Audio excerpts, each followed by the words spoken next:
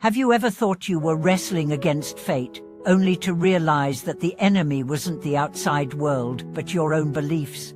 Have you ever blamed your circumstances, your family, your past, or even the stars for your suffering, only to later suspect that the real source of your pain was something far more intimate, your mind? Welcome back to the channel.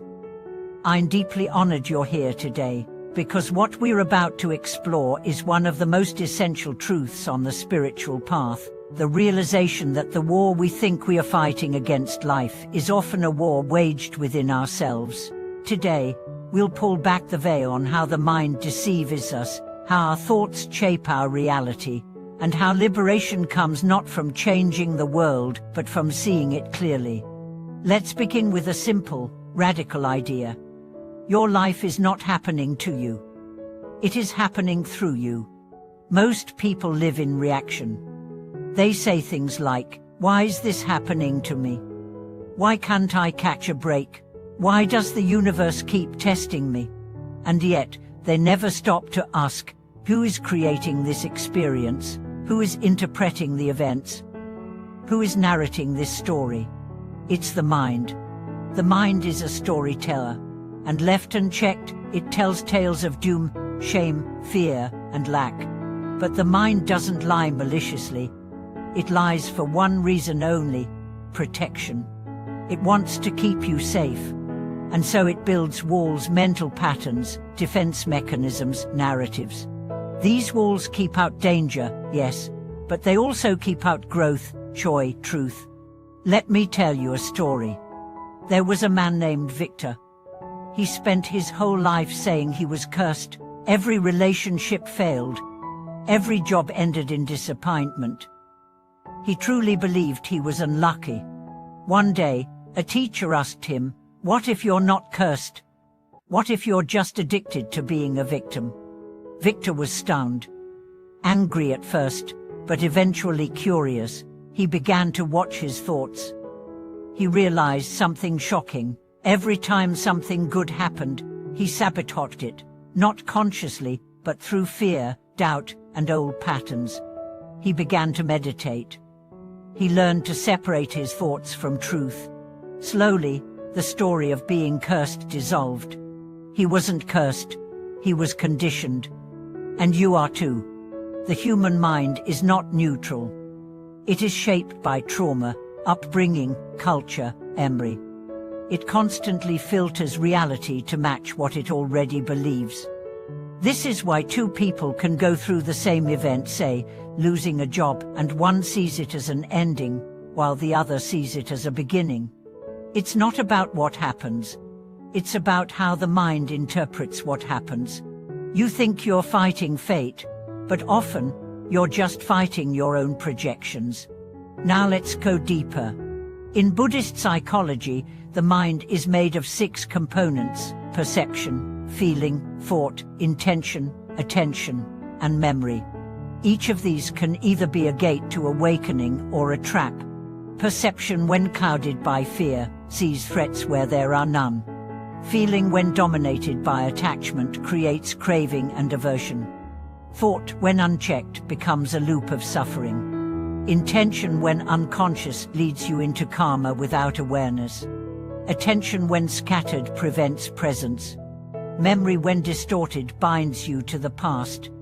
This is the mind you are trying to conquer when you say you're fighting destiny. But here's the secret.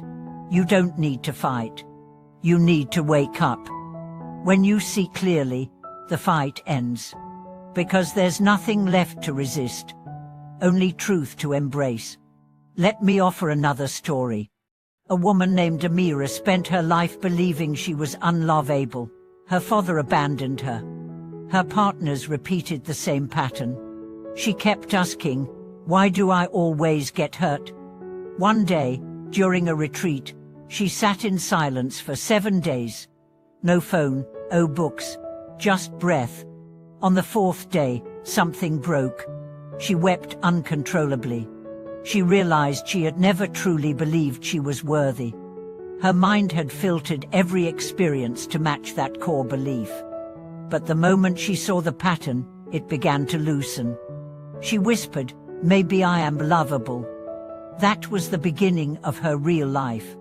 Not a new career, not a new partner, a new relationship with her own mind. Now she teaches others to spot the traps of self-deception.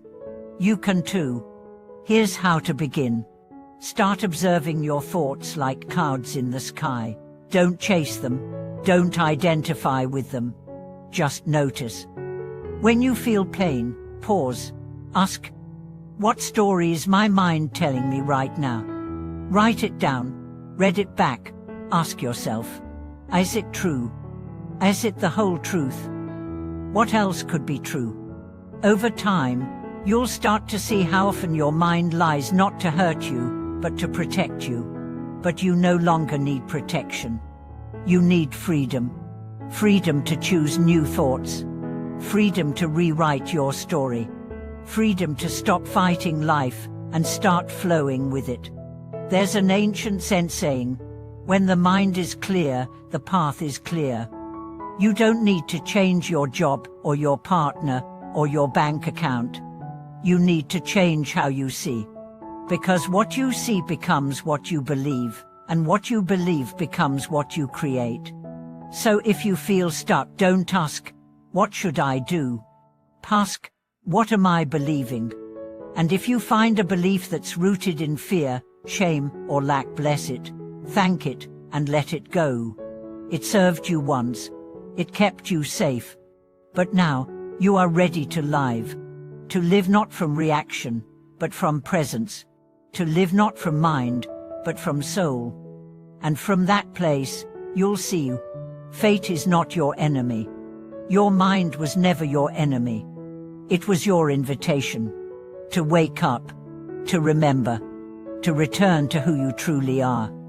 Thank you for watching this video. If this message resonated with you, share your insights in the comments. Have you uncovered a false belief that held you back? Let us know. Don't forget to like, subscribe, and turn on notifications. Until next time, watch your thoughts, question your stories, and trust that the truth will always set you free.